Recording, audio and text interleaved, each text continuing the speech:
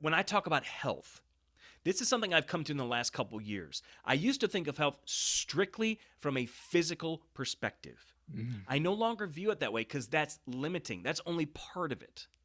Physical health is a part of health, but it's not the only part. There is emotional health. There is mental health, which again, those two are different.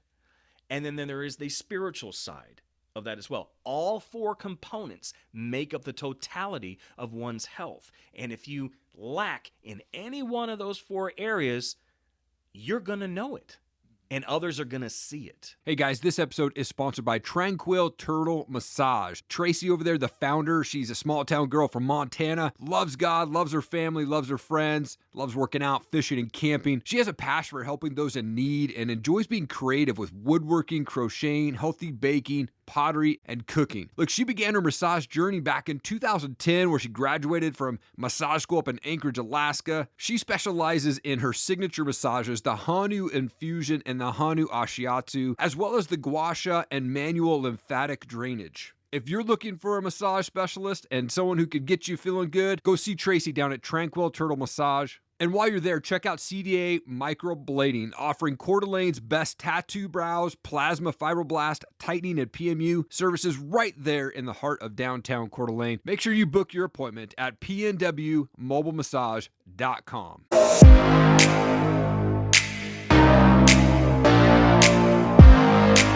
John, what's going on? You're a dad, coach, speaker, host of Relationships and Revenue podcast. You're a voiceover guy, much, much more. Thank you for your time, man. I appreciate it. Thanks, Erik. I really appreciate being here today. Can't wait to talk with you and to share some nuggets that I think will be helpful to your audience. Come on. I love to go back, though, to kick things off. Like, tell me about, where did you grow up? What was Charlotte like for you? Okay. I was born in St. Louis, Missouri. I lived there for about 9 years until my folks split. And then my dad and I went to live at Lake of the Ozarks, which is in central Missouri. My mom stayed in St. Louis. My mom's been there her whole life. My dad got remarried. We moved to the Kansas City area, and I spent most of my years in various parts of Kansas City. And so my middle school, high school years were all here in Kansas City. I did, college. I went to a community college for a while, so I crammed 2 years into 3. Okay. Nice. Well, I was working full-time and going to school full-time. Yeah. So, and after I finished there, I went away to school. I went to Southwest Baptist University in Bolivar, Missouri, which is southwest Missouri. And again, crammed another 2 years into 3. Okay. Down there. I eventually met my then wife, my last year there, her first year. Okay. Nice. And ended up, we got, I'm telling the story that you didn't ask, but I'm going to tell you anyway. Yeah, we love it. So Mother's Day, 94, my roommate and my best friend, his sister, and 3 other students died in a car accident on the way back to school. They hit a truck head on. Oh my gosh. Yeah, so that happened. 2 weeks after that, I graduated, and 2 weeks after that, I got married. Wow. So those 3 things happened in 1 month. Oh my gosh, man. That is insane. What a And- crazy, I had no idea you were going to go. That is crazy, dude. Oh, yeah. Oh my gosh. Well, the interesting thing is about the first 6 months I was married, I have no recollection of. Really? Wow. Yeah, I was depressed. I didn't know it at the time, but I Sure. was. And there are pictures of things that I did then that I don't remember. So there's Wow. proof. Like Yeah. most of my honeymoon, I don't remember. Okay. Okay. Yeah, I honestly don't. The fog started lifting sometime. We got married in June of 94, and the fog started lifting sometime between Thanksgiving and Christmas. The interesting thing is August, I started grad school. Okay. So nearly my entire first semester of grad school, which, by the way, I got all A's in, I don't really remember the first semester. Do you think that was due to grieving, I'm sure, but what Yeah. was the effect of that? Or what was the cause of all that, do you think? It had a lot to do with my friend and not really processing his death very well. Yeah. I made the mistake of not going to look at the car. Okay. I should have done that because apparently I don't know what it was like when you were growing up, but when I was growing up, one of the big things in school, they were trying to cut down on drunk driving among teenagers. So MAD was a big thing, Mothers Yep. Against Drunk Driving. Totally. And one of the ways they do that is on campuses, they would bring these mangled cars Yep. and set them down for kids to see. They would leave them in the parking lots for kids to look at. Yep. Well, apparently his car was mangled like that. Wow. Yeah. Now he was the four other students died on impact. He was driving and he actually didn't die on impact. He made it all the way to the hospital and died on the operating table. Gosh. Yeah. Wow, man, what a Mhm. crazy story there. Well, I mean, and through the school there, you've been an entrepreneur for 20 plus years and probably, like me, started early with smaller things and tried to sell that. But, 20 years ago, there was like legendary entrepreneurs like Jim Rohn, Les Brown, Tony Robbins. Like those guys are the guys that I love to listen to. And, Mhm. but who are those entrepreneurs that influenced and motivated you back then? And has it changed? Is there other people that you follow now? That's a good question. When I first got into being an entrepreneur, I didn't do as much studying probably as I should have of other entrepreneurs because I was so busy in the middle of trying to figure my thing out Yeah. that I wasn't I didn't have the bandwidth to pay attention to other things that I probably should have been. But since then, over the years, yes, people like Tony Robbins, I have paid attention to. Les Brown, certainly. To a certain extent, someone like John Maxwell, although Yes. he's not touted as an entrepreneur necessarily. I had kind of an affinity for him, partly from a leadership side of things, but also Sure. because I have a ministry background and he has a ministry background. So that's kind of how there's some parallels there. Not that I'm on John Maxwell's level at all, because I Right. am not, but that's some of the things that went through my mind. Some people since then, again, some people don't necessarily think of him as an entrepreneur. I do.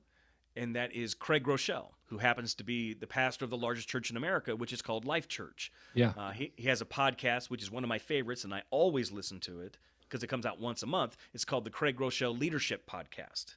Okay.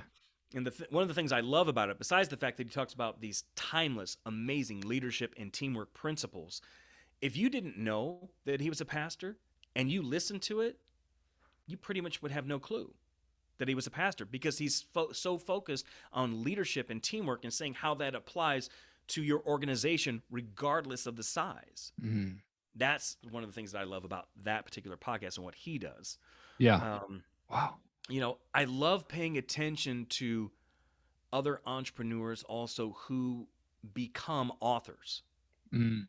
I'm a voracious reader. Yeah. It's very important to me. In fact, Eric, when I get a hold of a book, typically what I do is I buy more than one copy. I've kind of made a practice of that because early on I would buy a copy and I'm one of those people who gets really excited about the things that he reads, and I tell people, Yeah. well, my enthusiasm becomes infectious and other people want to read it. It's like, can I read your book? Sure. Well, what ended up happening is I wouldn't get my books back. Exactly. And I get I get Totally. upset about that. And Yeah. so I thought, well, let's stop getting upset about that. So I made a promise to myself that, and this was probably 7 years ago I started doing this. Okay. I said, I'm going to start buying a minimum of 2 copies every time. Mm. So I'm going to buy a copy for me, and I'm going to buy a copy to give away. I love that. That's just what I'm going to do. Yeah. Now, if it's at all possible, I'm going to get a signed copy. I like to get signed copies. Sure. It is a thing for me. Okay. It's kind of one of the things I like to collect. I like Yep. to get books that are signed by the author. Now, personalized is even better if that's possible. Sure. That's not always possible, Yep. but I like to have them signed. And so if it's possible for me to get that, I really enjoy being able to do that for other people, to give Mm. that away, especially if I can get them personalized for someone else. Right. Man, that's such a cool thing. I never thought about getting that second book because I do have a lot of people that are, hey, what book are you reading right now? Like, and then I tell them, and oh man, I got to check that out. I just finished a book called In a Pit with a Lion on a Snowy Day for the second time. It's by Mark Batterson, and I love that book, Nice. man. I read it in 2 days. It just sucked me in, man. And I'm one of those guys who, like, when I didn't actually start reading until about a year and a half ago. I just kind of was like ho-humming about it. Never, like, maybe one book a year, 2 books a year, Yeah. maybe, And I told myself this year I was going to just double it up and really start reading like crazy. I think I've finished 8 books so far this year. Wow. And so just trying to like suck in as much information. I've got Audible, so I do listen to some books on audio, but then I That's love great. to have a hard copy in hand. What you might try, and Yeah. this is something that's helpful for me, is now I can't always do this. I have to have the time to do it. But if you have the time, have the hard copy and listen to it. At Oh the same yes, time, your totally. retention goes up much higher. And if you can handle listening it to 1.5 speed, you'll get through the book much faster. I'm a 2x guy. So Really? See, I can't yeah. do it at 2x because it sounds too much like the Chipmunks for me. Yeah. So I think it was I was listening to Atomic Habits by James Clear Yeah. earlier this year, right? And I love that book. It's a great book, but it was like a 7-hour book. And I was like, man, I don't want to spend 2 hours. So I just flipped it up to 1.5. And I was like, I could still handle that. And I went up to 2. It took me a couple minutes for my brain to adjust it. But then once it did, man, I was like, boom, now I've been listening to every book on 2x. Okay. And feel like I can take it in at least and not just like, let it zip by, and I try to get my morning, my book reading done in the morning when I wake up, and I'm big on morning routines. Like you and I have talked about, it's kind of a non-negotiable for me. For you, what's that morning routine look like that helps you kind of start that day off on a successful foot? That's interesting that you asked that question, because that's something you'll hear a lot of people talk about, how important their morning routine is. Yeah. And I have to tell you, now, this is how my life works right now. Totally. I happen to be an empty nester. So my oldest is away at college and my girls live in a different state than I do. So since I am an empty nester and because I am an entrepreneur, I can set my own schedule. Yes. I am more of a night owl than I am a morning person. Love and it. so the kinds of things you're talking about, I actually do at night. Mm-hmm. I don't do them necessarily right before I go to bed, but I have a routine at night that I do. Yes. So I'm going to equate that to the morning routine. It just happens to be a different time of the day. Sure. Oh, yeah. So some of the things that I do related to that. Yes, I have personal reading that I do.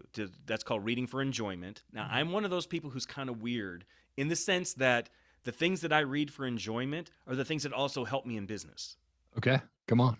It's just me. I'm not much of a fiction person. So for those of you who dig fiction or who write fiction, I am not trying to offend you in any way. It's not my thing. Yeah. So I'm very much, I love the self-help, self-care, self-improvement genre of writing. Mm-hmm. And so I'm constantly trying to learn things about how to improve myself. A couple different topics that I read somewhat frequently on: neuroscience, stuff with the brain. I love that stuff. I totally dig that. I nerd out on that stuff. Yeah. Let's see. Well, I mentioned one earlier, leadership. I cannot get enough of that. I'm constantly diving into that, figuring out ways to get better. Now, it's a little harder to find resources that are written about it, but whether they're written or they're like videos, I do consume things that are related to speaking. Gotcha. Ways to improve as a speaker. Sure.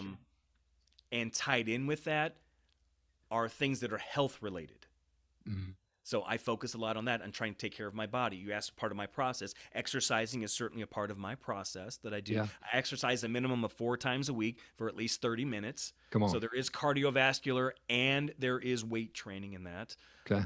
I'll let you know, I am a couple weeks away from my 52nd birthday. So I'm almost 52. Come on, man. So for those of you who are seeing it, I'll get as close to the camera as I can. I mean, there are some wrinkles, but there aren't a lot. I don't looking good, brother. I don't look 52. I don't say that in a bragging way. I just don't. And part of that's because I take care of me. Now, part of that is the exercise. You didn't ask about this, but I'm sharing it anyway because it's a part of me, a part of my journey. Come on. When I talk about health, this is something I've come to in the last couple of years. I used to think of health strictly from a physical perspective. I no longer view it that way because that's limiting. That's only part of it. Physical health is a part of health, but it's not the only part. There is emotional health. There is mental health, which again, those two are different. And then there is the spiritual side of that as well. All 4 components make up the totality of one's health. And if you lack in any one of those 4 areas, you're going to know it and others are going to see it. Yes. Oh, man. So those are all things that Yeah. are part of that. Journaling is another thing that I do. Yeah. It's a part of my process. Sometimes my journaling is physically written down. When possible, I do that. When it's not, I say it into my phone. Oh, yeah, I sure. talk it into notes. Nice. Is what I do. Yeah. Because it's still me getting it out. Because that's the purpose of it. The purpose is to get it out. I also do the same kinds of things when ideas come to me. I try and make sure I have something close to me to either write it down or my phone to be able to say it in there. Yeah. That's I love how that. various kinds of ideas, either related for me or for somebody else. I mean, I'll tell you, Erik, in the last 5 years, I've given away a minimum of $10 million worth of ideas. Come on. Because Yeah. honestly, and I realize not everybody who's paying attention to your podcast necessarily looks at life or thinks of things like I do. But what you all need to understand is I am a Jesus follower. I don't apologize for that. That is who I am. Me too. Absolutely. And so God speaks to me on a regular basis and in a variety of ways. But one of the ways that God talks to me is he gives me these ideas for businesses.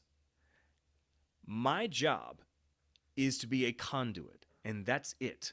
My job is to take the idea, disseminate it, decide, is this for me or am I supposed to give this away? Most of the time I give them away. Okay.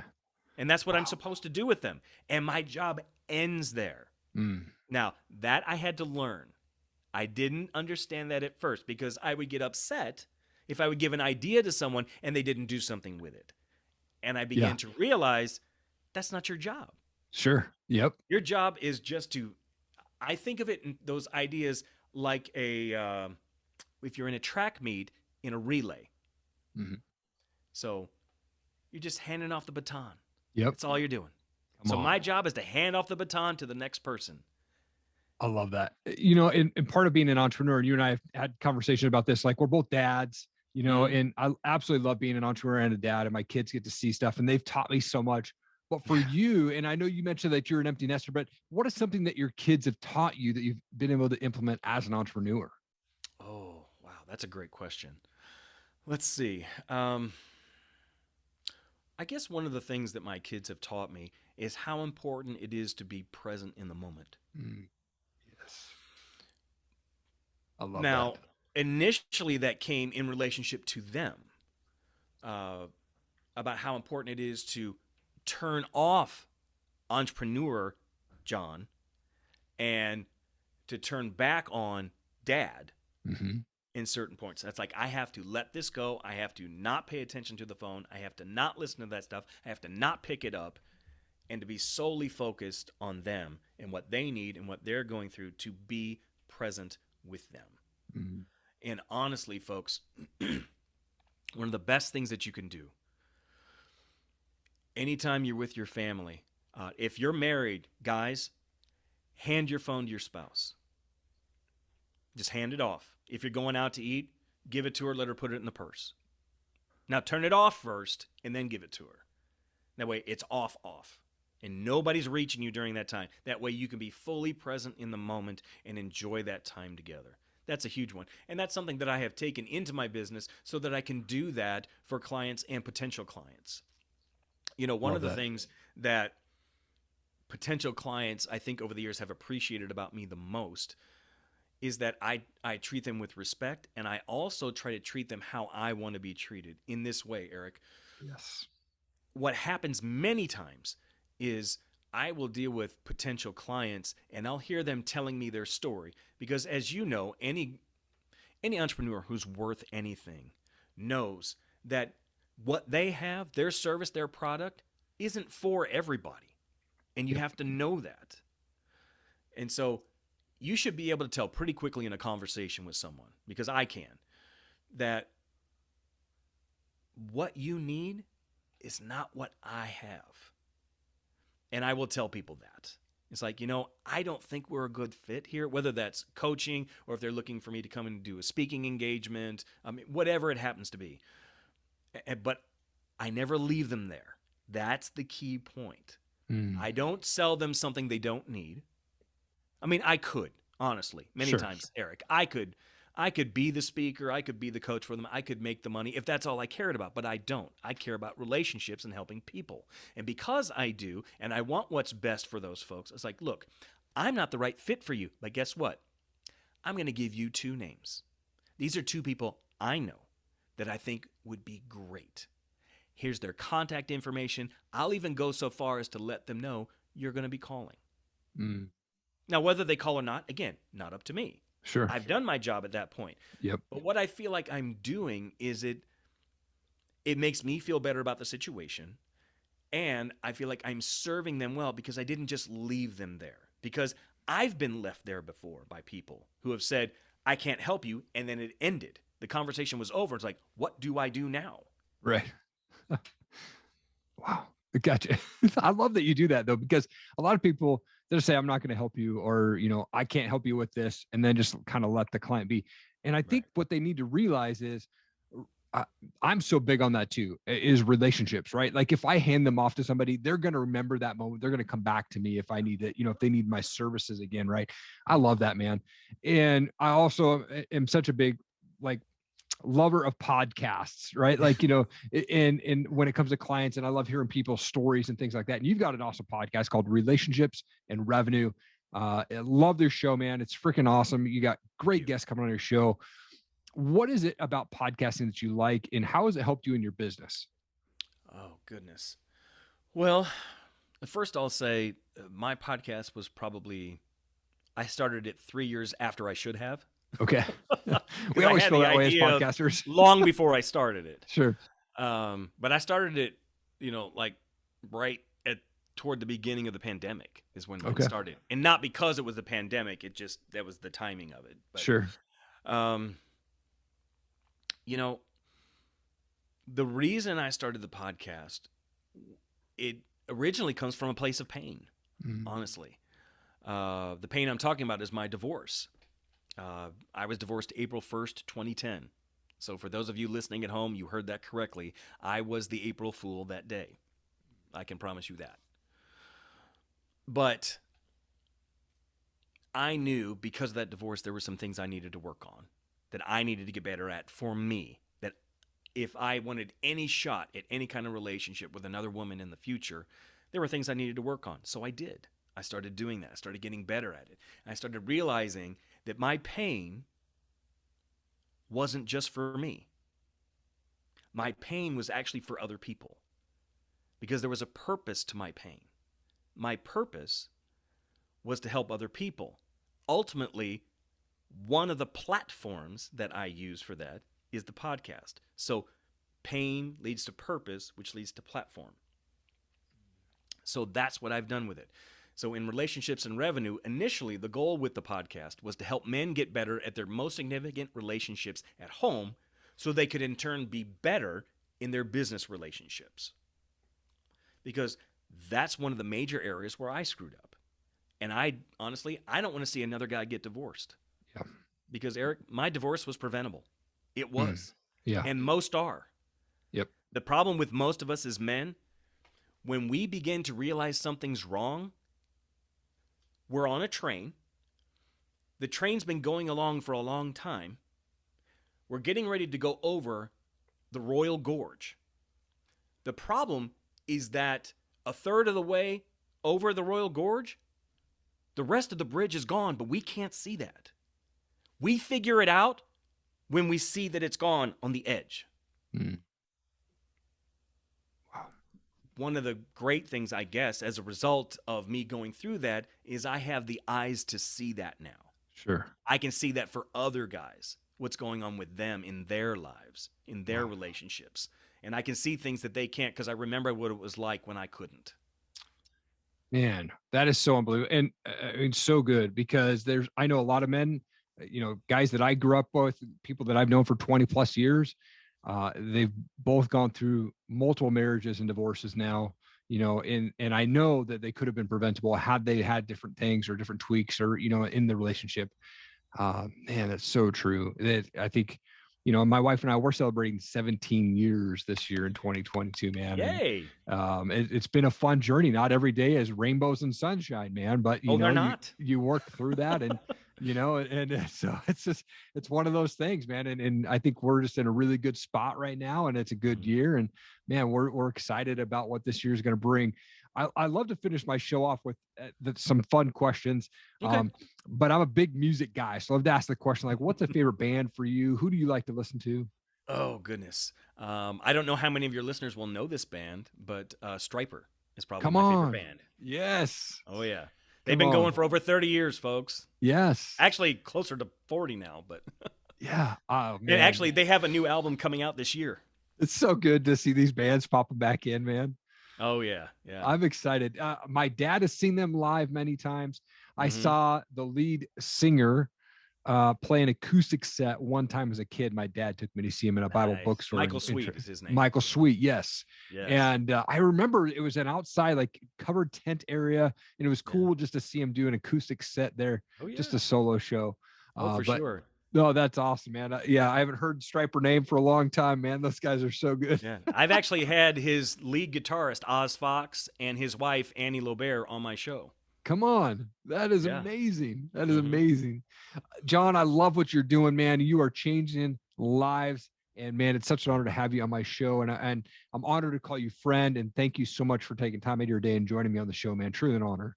Oh, man. Thank you so much, Erik, for asking me to be here. I can't begin to tell you what a privilege it is for me to be here. I don't take this lightly at all. I will say this to your folks out there. You have a gem and a host here in Erik. I hope you don't take that lightly. And what he does is tremendous. If there's anything that I can do to help you or to help your audience, to serve you all in any way, please feel free to reach out to me. I can promise you, if you DM me on social media, I am the one who responds to it, not someone else, not a bot. It's me. Yeah. So I'll be more than happy to reach out and help you in any way that I can. Or if I can't help you, I bet I know someone who can. Awesome. And where's the best place that folks can get a hold of you? Where do you prefer them to Okay. contact you? You guys can find me on Instagram. You can find me on Twitter, on LinkedIn, on Facebook. Those are all the best places to find me. And typically I'm just at John Hulen. That's Hulen. I'm very easy to find. Perfect. And if you can't find me that way, find Erik, scroll his friends, and you'll find me there. So. Yes. Yeah. Awesome. John, again, thank you for your time, man. Really appreciate it, man. Truly an honor, man. Hey, thank you so much for checking out the show today. I really appreciate you taking the time out of your day to take a listen or a watch. It's truly an honor to be able to speak with such amazing guests, and I hope that they've made an impact on your life in some way, shape, or form. And you could do me one big favor that would be huge. Click that subscribe button, and then second favor, hit that share button. Thank you so much for taking the time. I appreciate you. Keep changing the world. I believe in you.